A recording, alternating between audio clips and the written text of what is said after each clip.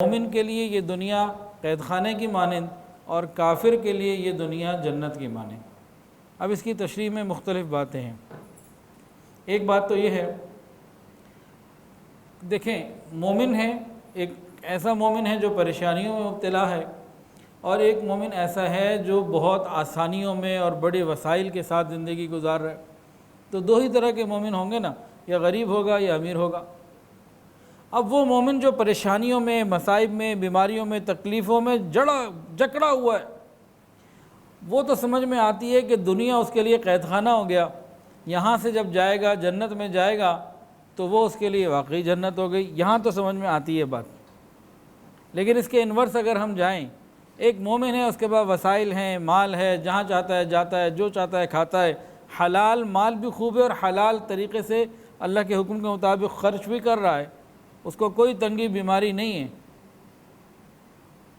تو یہ قید خانہ کیسے ہو گیا؟ جی یہ بھی اس کے لیے قید خانہ ہے کہ بے شک یہ دنیا کی نعمتوں اور عیش میں تو ہے، لیکن آخرت کی عیش جب اس کو ملے گی تو سمجھے گا کہ میں ابھی تک قید خانے میں ہی تھا، اصل تو مزہ اب آیا، اصل نعمتیں تو اب ملی۔ اور جو جنت کی نعمتیں وہ کیا ہیں؟ حدیث کے اندر آتا ہے ما لا عین رأت، کسی آنکھ نے اسے دیکھا نہیں، ولا اذن سمعت، کسی کان نے اسے سنا نہیں، ولا خطر علی قلب بشر، کسی انسان کے دل میں گمان بھی نہیں گزرا کہ جنت نعمتیں کیسی، جنت کتنی بڑی نعمت ہے، جنت ہے کیسی عالی شان۔ گویا ہماری سوچ سے بڑی جنت، ہماری سوچوں سے بڑی نعمتیں ہیں وہاں پہ، ہم سوچ بھی نہیں سکتے اتنا کچھ وہاں پر ہے۔ تو کوئی اگر مومن ایسا بھی ہونا جو دنیا میں بڑے مزے میں ہے، آخرت میں جائے گا تو یہی محسوس کرے گا ابھی تک تو میں قید خانے میں تھا، چلو الحمدللہ اب آزادی ہو گئی، جنت میں آ گیا۔ اب کافر ہے، حدیث میں دونوں کا ذکر ہے نا، الدنیا سجن المؤمن و جنت الکافر۔ اب ایک کافر ہے، دنیا میں وہ تنگی کی زندگی گزار رہا ہے، وسائل نہیں ہے، حالات نہیں ہے، تنگ ہے، تو یہ جنت کیسی ہوئی اس کی؟ خیال آتا ہے اس کے پاس ہے کچھ نہیں، جنت کیسے ہوگی؟ تو اس میں ایک واقعہ آپ کو سناتا ہوں۔ ایک مرتبہ ایک یہودی تھا، سر پہ لکڑی کا گھٹا پکڑا ہوا رکھا ہوا، گرمی کا دن تھا، پسینے سے شرابور چلا جا رہا تھا، راستے میں اس کو ایک اللہ والے نظر آئے، تو عالم تھے، جا رہے تھے، اچھی سواری تھی، گھوڑا خوبصورت تھا، کپڑے بھی اچھے تھے، اور کہیں جا رہے تھے۔ اس یہودی نے ان کو روک لیا، کہا تمہارے نبی نے کہا ہے کہ دنیا مومن کے لیے قید خانہ اور کافر کے لیے جنت، یہ میری کیسی جنت ہے کہ لکڑی کا گھٹا سر پہ پڑا ہوا ہے، تکلیف سے اٹھا کے لا رہا ہوں،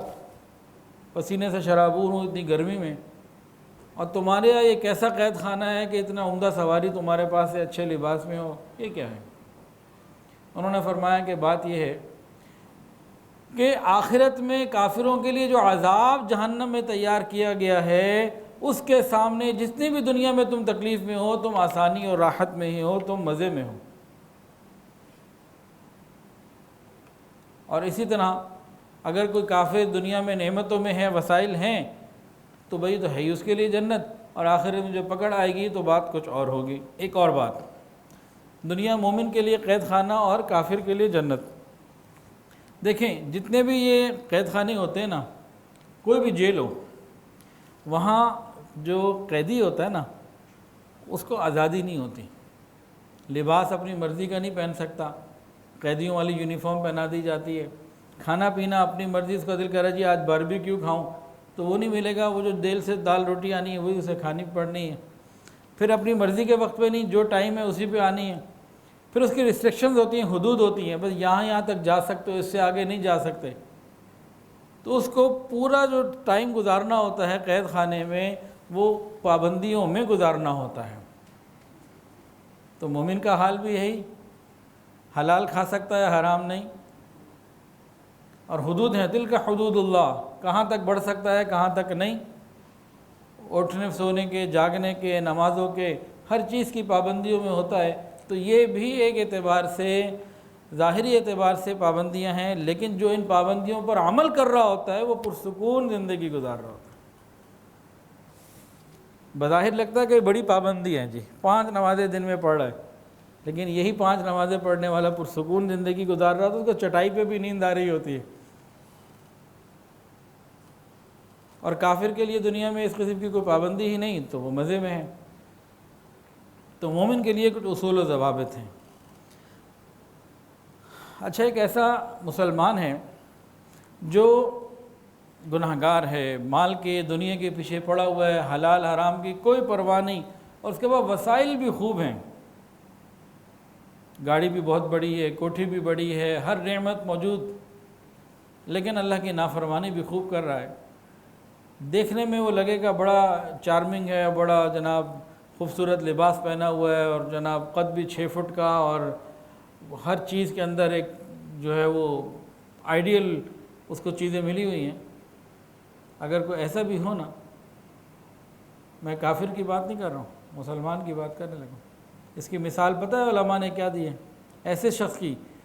جس کے بعد نعمتیں بہت ہیں لیکن اللہ کی نافرمانی میں ڈوبا ہوا ہے، دیکھنے میں تو وہ لگ رہا ہے بہت خوبصورت اچھا، لیکن اندر سے اس کی کیفیت کیا ہوتی ہے؟ فرمایا ہے کہ اس کی کیفیت کافر کی قبر کی مانند ہوتی ہے، کہ باہر تو اس کو سنگ مرمر لگا دیتے ہیں، خوبصورت بنا دیتے ہیں، اور جناب کچھ